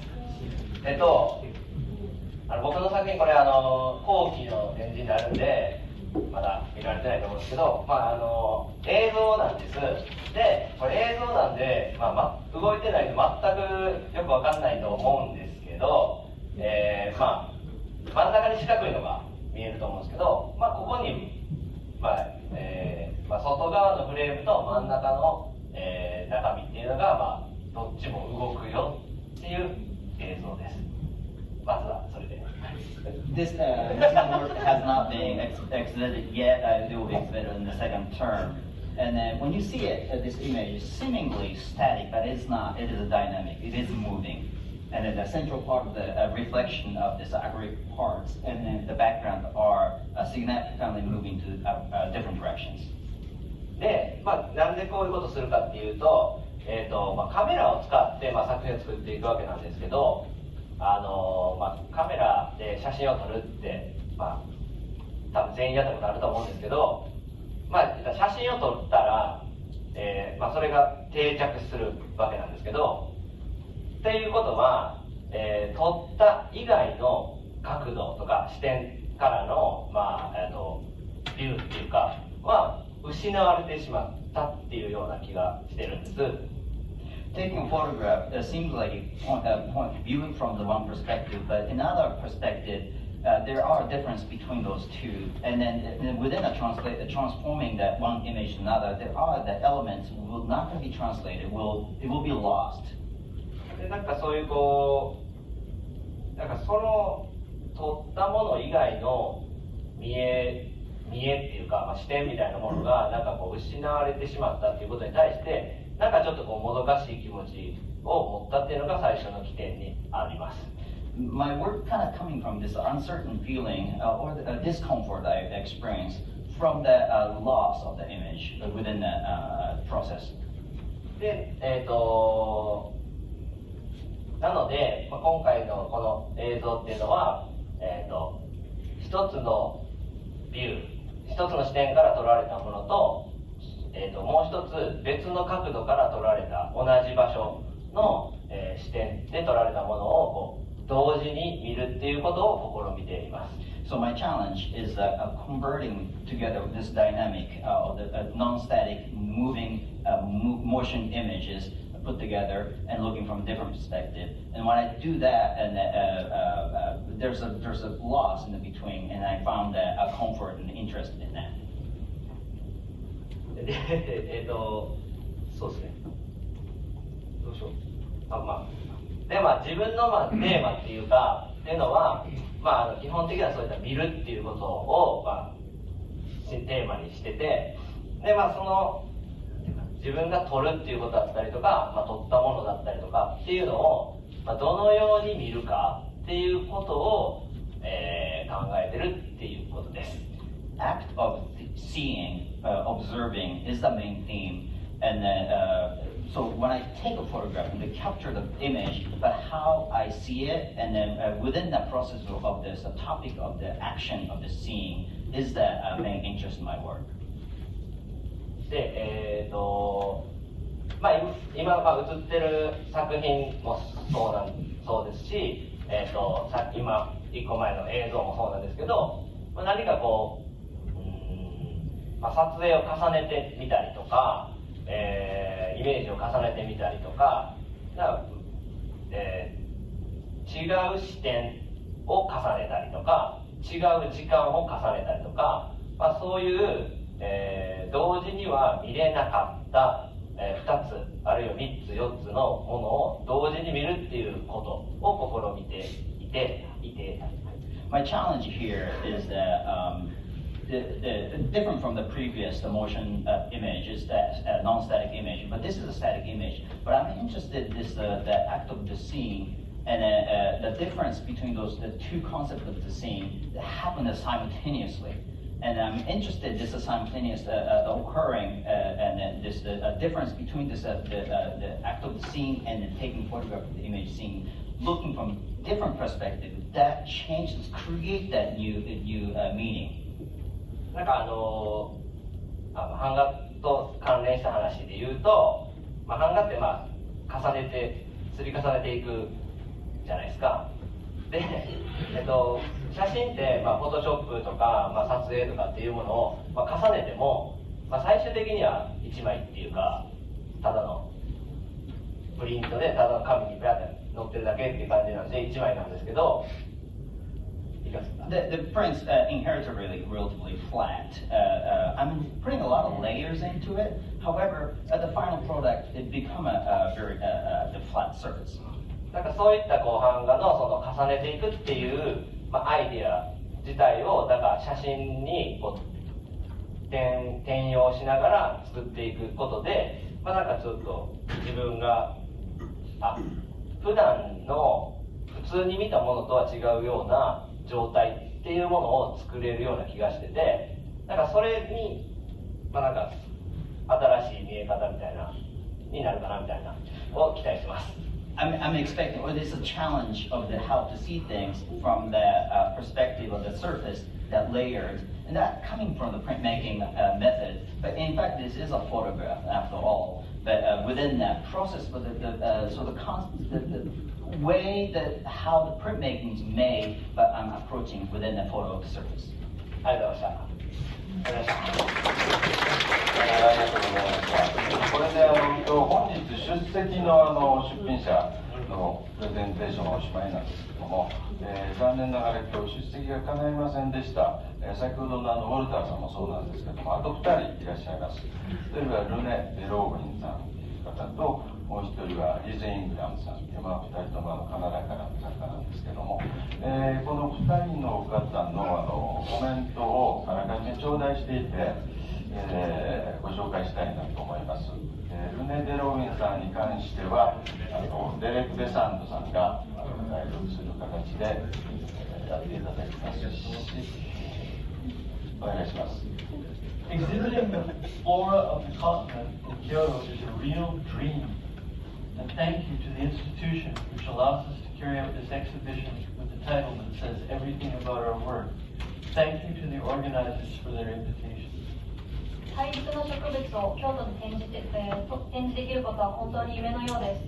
そしてこの展覧会のタイトルで表されているように、私たちの作品を展示する機会、作品について語る機会をいただき感謝いたします。My works exhibited have a very small story linked to the pandemic. My images are dense and nervous and baroque, created during the time I was in Mexico with my wife, like every year.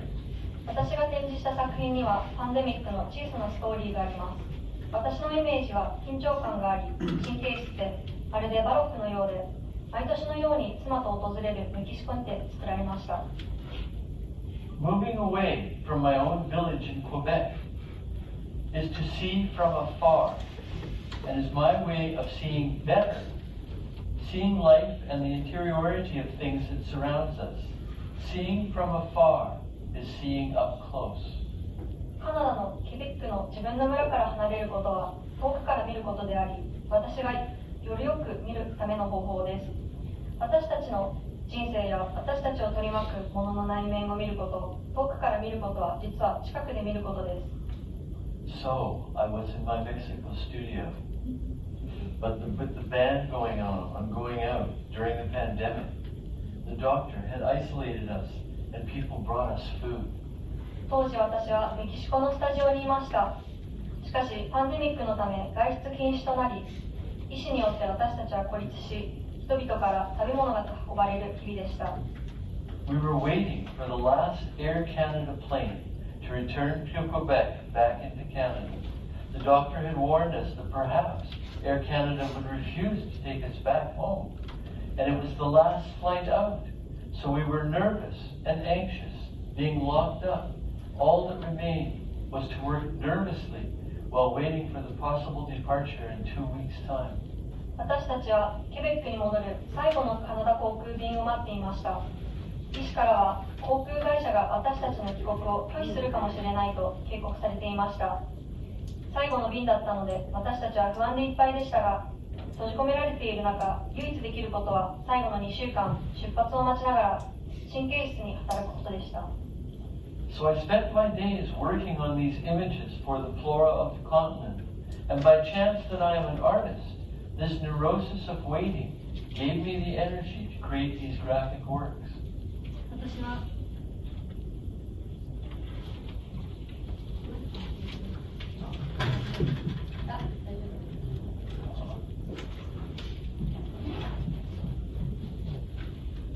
たくさんマイクいただきました。私は大陸の植物のために作品に取り組んでいました。そして偶然にも私がアーティストであることから待つというこの真剣症が私に作品を作成するエネルギーを与えました。And here I am in Kyoto, which I visited a long time ago, back in 1968, while I was working with Master Toshi Yoshida in Tokyo during a difficult period in my life, and where I learned to discipline myself to observe. The master told me that I was in much too much of a hurry. He told me to go and sit in another area and watch the bamboo grow. That if I was enough, I would shout about them and I would be able to see it grow. そして私は今ここ京都におります。京都には以前1968年に訪れており、当時私は東京で吉田東志先生と共に働きながら困難な時期に自己観察する意味を学びました。師匠は私が急ぎすぎているとおっしゃり、彼は私に別の場所に座り、ただ竹が育つのを見るようにと教えてくださいました。もし私がそれに十分ならば、それについて叫ぶでしょう。そして私はその成長を見ることができるでしょう。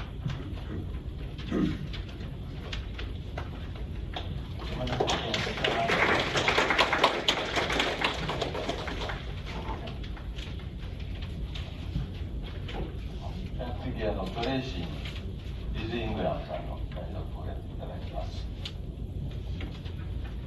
Firstly, I would like to thank the DDD Gallery and Koichi Kiyano for arranging and organizing such a wonderful exhibition and creating this great opportunity to connect from afar. I am so very sorry that I'm unable to be there with you all. 最初にこの素晴らしい展覧会を企画し、開催してくれた DDD ギャラリーと清野光一氏に感謝したいと思います。遠く離れた場所からつながるこの素晴らしい機会を作ってくれてありがとう。皆さんと一緒にいることができなくて本当に申し訳ありません。My prints and other works are the result of a search for beauty and meaning in the imperfection and fragility of our species and our relationship with nature. 私の版画や他の作品は人類と自然との関係の中にある不完全さと脆弱さの中から美しさを意味を乱す試みの結果です。I believe that we are seamless and totally interconnected, that nothing has an end, and that truth lies in uncertainty, in a never-ending mutability and mystery of life. 私たちが完全につながり合い、何もが終わりを迎えないと信じています。真実は不確かさの中にあり、生命の永遠と変化の神秘の中にあると考えています。We live in an age obsessed with targets and goals, and in which contemplation, deep philosophical thought, and creative practice is often treated as a luxury and a waste of time. 私たちは目標やゴールに執着する時代に生きており、瞑想や深い哲学的思考、創造的実践がしばしば贅沢で時間の無駄とみなされています。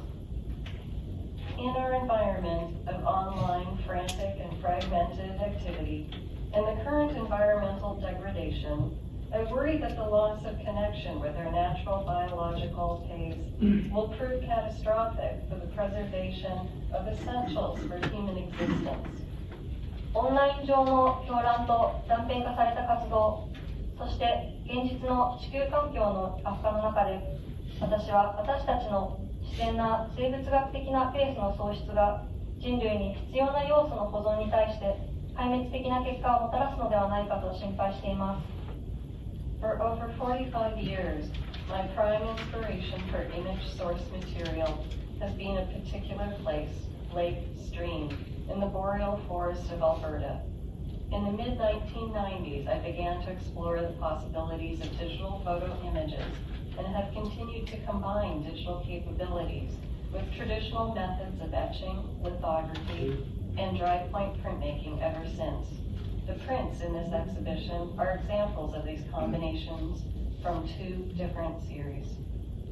45年以上にわたり、私のイメージの源にあるインスピレーションは、アルバータ州のボリアル森林にある特定の場所、湖、流れです。1990年代半ばにデジタル写真の可能性を探求し始め、それ以来デジタル技術をエッチング、リトグラフ、ドライポイントなどの伝統的な版画制作方法と組み合わせてきました。今回の展示会で展示されている版画はこれらの組み合わせの例です。For the past 18 years, I have increasingly collaborated with my husband, Vern Hildebrand, on projects that are installation-based and involve more poetic text. 過去18年間、私は夫のベルンド・ヒルデブラントのコラボレーションが増え、インスタレーションベースのプロジェクトやより空想的なテキストを含むものに携わってきました。We have recorded and presented personal interactions within nature through photographic images, poetic text, tactile materials, and various interpretive media. 私たちは自然との個人的なやり取りを写真や詩的なテキスト、触覚的な素材、さまざまなメディアを通じて記録し、掲示してきました。These have been intimate and personal, as in the artist's book works, and spatial and sensual, as in our 10th image text installations. Our most recent collaborative works utilize installations of images and words that attempt to reawaken an awareness of oneness with nature and our need to connect through our senses. これらはアーティストブック作品のように親密で個人的なものであり、テント、イメージ、テキストのインスタレーションのように空間的で感覚的なものでもあります。私たちの最新の共同作品は自然との一体感、そして感覚を通じてつながる必要性を再覚醒しようとするイメージと言葉のインスタレーションです。This process has become more poignant than ever in today's world of the virtual, online, digitized experiences contrasted with the rapid extinction of species and transformation of land, sea, and atmosphere.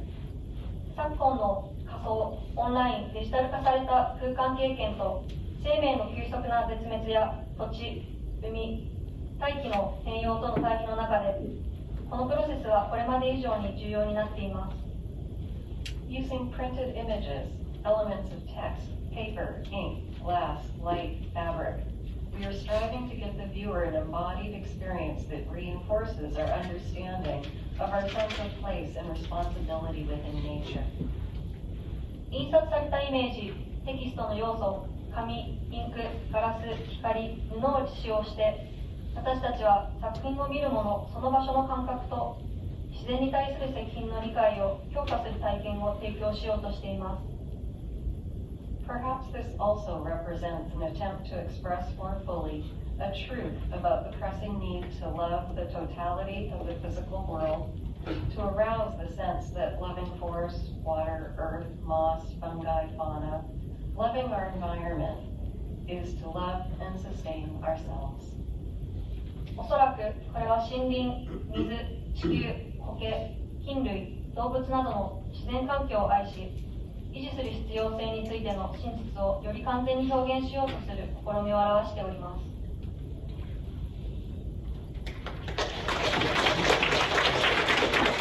ありがとうございました。これで全出品者のプレゼンテーションを終わったんですけども、少しだけ時間が残りましたので、クエスチョンアンサーの時間を取りたいと思います。皆さん何かここだけちょっと聞いておきたいなというふうなことがありましたら、どうぞ手を挙げていただいたらと思います。はい。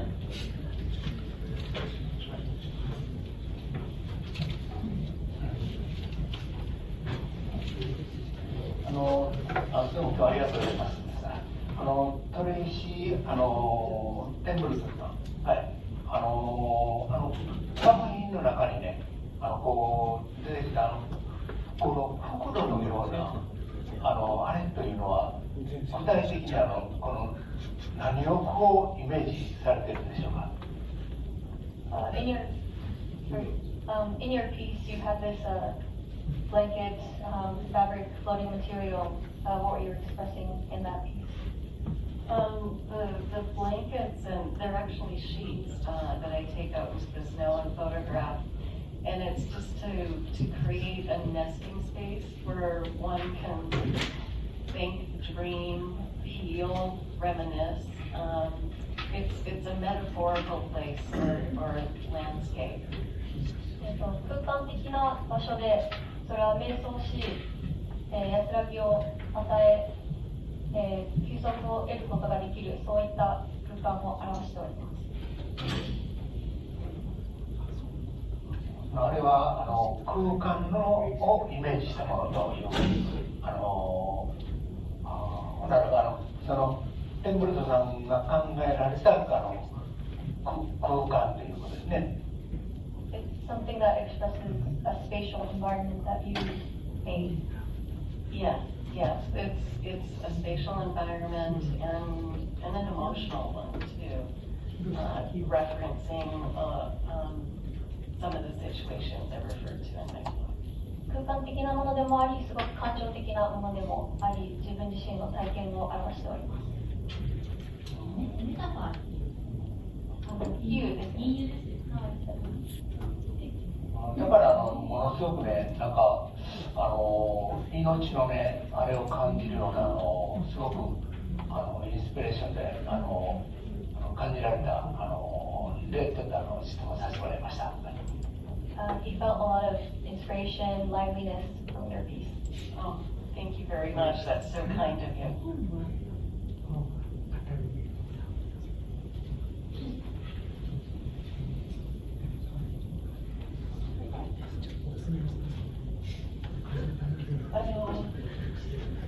一人一人のアートに対する思い、それから人間性、そしてこの地球を思う心意気、それをそれぞれ皆さん独自のパフォーマンスで発表されたことに対してとっても敬意を表します。本当に私は京都のアートの学校にもう50年ぐらい前に卒業してるんですけども、本当に私より若い方たちが純粋な気持ちでこの世界のことを思っていただいていることに対して、今戦争や本当にいろいろな問題が表出し、政治も本当にどうなることやらという日本国でありますけれども、芸術家がこうやって一人一人自分の作品を国境を越えて発表できたっていうことが、これから私たちの世代よりも今を生きる芸術家の方がセンスもパワーも論理的な思考も頭脳もあるんだなって本当に心から嬉しいです。私は今農業したり絵を描いたりしてグループ展で今発表してますけども、私もおばあちゃんとしておばあちゃんしかできないことってあるんですよね。それは何の知らにもないんですね。権利も何にも屈することもいらないし、そういう展覧会を一昨年から参加してやってます。そしたら祇園祭のある日にやった作品展で、若いツーリストのお姉ちゃん、金髪の可愛いお姉ちゃんたちが口をあんぐり上げて作品を感動してくれて、私力もらいました。本当に芸術家ってそういう存在であるべきじゃないかなと思います。そして国境もなしに本当にそれがダイレクトに伝わるのがアートだって今本当に心から思って、皆様に30送って健康になってますますあなたたちの作品が認められて、たくさんの人たちを感動の渦で巻き込んでいただけることを私は心からお願い申し上げます。I would like to express this gratitude to all of you making the artwork, sincere feeling and a concern about not just a personal agenda, but knowing a big picture, questioning a big picture. As myself as a farmer and a grandmother, and then delivering the new idea to the younger generation, and consider very important part of what is a role as an artist. And you see some political and conflict and all the worldview out there. However, it's so important the artists take the lead and express themselves, and as well as to communicate with the general public. And I think this role of the artist is extremely important, and I think I really appreciate that what you have presented. 皆様の解説ありがとうございました。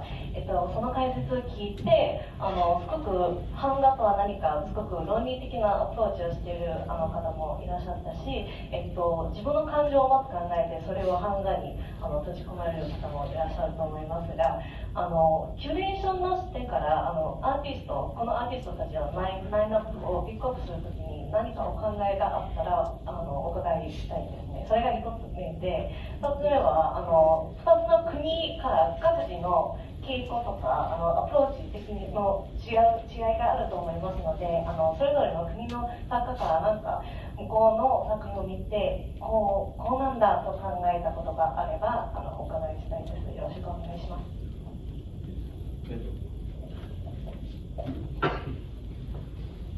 この展覧会の出品作家のセレクションに関わっておりますので、責任者として一つお答えしたいと思うんですけども、この図録の中でも少し書かせていただきましたけれども、やっぱりこの現代派の最前線で頑張ってる人っていう表現をしていますけども、バリバリ頑張ってる人に展覧会に参加してもらって、今のそのカナダと日本の現代版画の状況を生にダイレクトに伝えたいっていうのが基本的にありました。で、私が日本側の作家としてね、カナダの版画状況を見るにつけてね、思い出すのはやっぱりウォルター・ジュールさんなんですね。でウォルター・ジュールさんと、向こうの話のトレイシー・テンプルさんが関わって、2014年ぐらいにライト・マターっていう展覧会を企画されて、で会場がインディアナの大学の美術館だったんですね。でそこにウォルター・ジュールさんと深く関わっておられて、でその時にライト・マターっていうタイトルの展覧会なので、要するに写真と版画が出会って、ある種の動きとして世界の美術に影響力を与えたはずだよねっていう展覧会なんですね。でその状況を説明するにあたってウォルターさんが書いた文章があって、その中でワールドフォトプリントムーブメントっていう単語っていうかフレーズがね出てるんです。でそれが世界同時に出現した一つの動きとしてのワールドフォトプリントムーブメントなんですね。で同時性ということだけをもって世界中の版画をやってた連中が写真に興味を持って何かやり始めたっていうことを言った人は、僕世界でウォルターさんが最初だと思ってものすごいこと言ったなこの人だと思ったんですよ、その時。でそれが個人的なそのきっかけとなってワールドフォトプリントムーブメントの展開系っていうのをお互いのその在住のカナダサイド日本サイドの作家が考える機会になったらいいなっていうのは最初に思ったんですね。でそういう意味で日本サイドの出品者の方々に見てもらうと、写真が何らかの作用を及ぼした以降にそれの展開系を考えている人たちなんですよ。でカナダでもやっぱり典型的なのはトレイシーですけども、トレイシーでありイエスでありっていうことなんですけども、私の個人的なその興味としてはその辺にフォーカスしたかったと思って選びました。はい、で、ここにいる清野さんでデレックさんっていうのこの3人で大体そのメンバー決めたんですけど、デレックは多分ちょっと違うこと考えてると思いますし、ちょっとその辺お話しいただきたいのかなと思います。For the concerns of curation process, how we started out, and of course, like Mother exhibition in what was that year? 2017.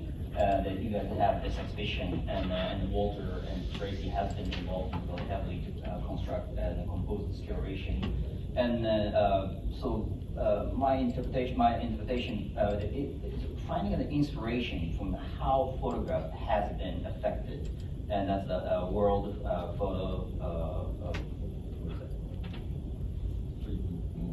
world for the print movement. And this concept has been existing, but however, when you look at the Japanese side of the artist here presenting somewhat of this association with the photomechanical image into the printmaking process. And also, beyond that, this photo, the exhibition on White Matter has a kind of, sort of inspiration, it's like a starting point. And that really affects that selection of the artists for the curation process.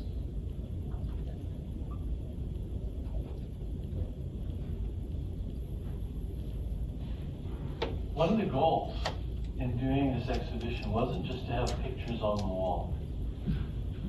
The biggest goal between my discussion with originally Koichi and myself, or Koichi and Hideki and myself, was to see that these, by breaking it down to just 8 artists for each country, it's like a cross-section of identities. And what our curiosity was to see if there was in fact a collective identity between the Canadian artists and what their work would be in a place and time, alongside a group of like-minded printmaking artists that were from Japan. And it's very interesting because I'm so curious to see the second section along with this first section of the exhibition, because there is something happening. It's been brought up in terms of some of the questions and some of the responses by the artists about looking at life, looking at contemporary life through their lenses to see what things affect them. It's very interesting. We're 10 hours flight away, a little more than that in terms of getting to Kyoto from Canada. And in that 10 hours or 12 hours or half a day, what are the differences today on what we're thinking about? When I walk in that gallery and I see the Japanese artists' works, and then hear them talk about it too, I get a sense of ideas that are going on right now, right here, right today. I know that the same thing affects us as Canadians in terms of what we're thinking about and working through in our work. The reflections, and this is where the idea came for the title, of Mirror, Mirror, was to see if these reflections, although a reflection is only a complete opposite of itself, what kind of things are similar, what kind of things aren't. That's the... はい、皆さんは、自分がクリエーションを考える上で、各国、日本、カナダ8名ずつ選び、それはある意味こう断片として、切断面として8人の今の、版画界を表すアーティストを選ぶことで、今回の、展示に合わせて、皆さんが、それぞれの、現代の人生についてどういうことを、考えているのかという、ところに、向き合った、視点が、今見られたのではないかと思っております。自分自身も、今のプレゼンテーションを聞いて、それぞれの、方たちが今を、今ここにいる、意味をどういうふうに向き合ってきて、どういうこれから、作品を、作り続けていくのかということに対して、向き合っているっていうのを強く感じました。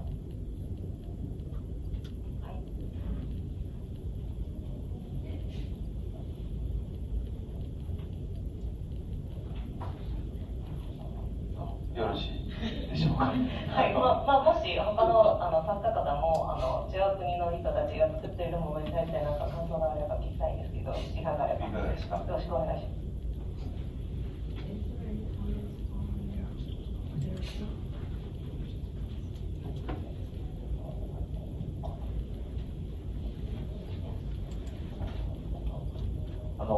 本当に感想に近いんですけど、そのウォーター・ジュールさんの最初のお話が、ビデオのお話があった時にすごく感じたんですけど、やっぱりすみません、僕数年前に文化庁でドイツの1年コロナの時にガチガチのロックダウンの時に僕1年滞在するっていう代理店に行くっていうことを経験をしてるんですけど、環境ってすごごくやっぱり影響あるな、やっぱりカナダの自然の感じとさっき日本の国土の一部分とあてなめるものみたいな。だからその感覚の差がやっぱり作品を今回今日から見てないカタログですけれども、その差っていうのはすごくあるなと。環境の差っていうのは、思想いわゆる先生おっしゃってた写真っていうメディア性と、その中でじゃあ思想思考の時代性と同じぐらい環境というかというのがすごくあるんだなと思ったのが感想です。どうもありがとうございます。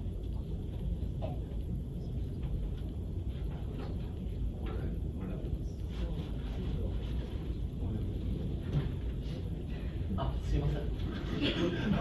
言いっぱなししてしまいました。So the environment I was in, a few years ago, I was working in Germany in Hamburg. Was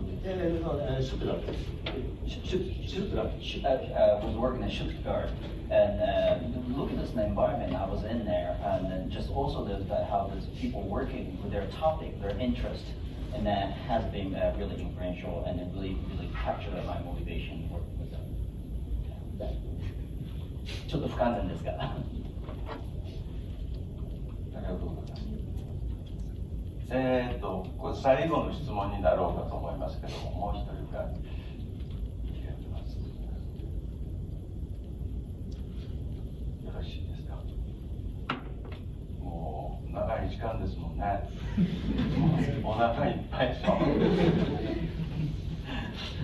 タイプクローズですかね。そしたら今日はありがとうございました。これでシンポジウム終わらせていただきます。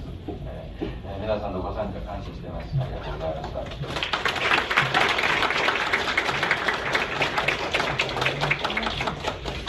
りがとうございました。まず東大のライダー皆様にもう一度大きな拍手でありがとうございます。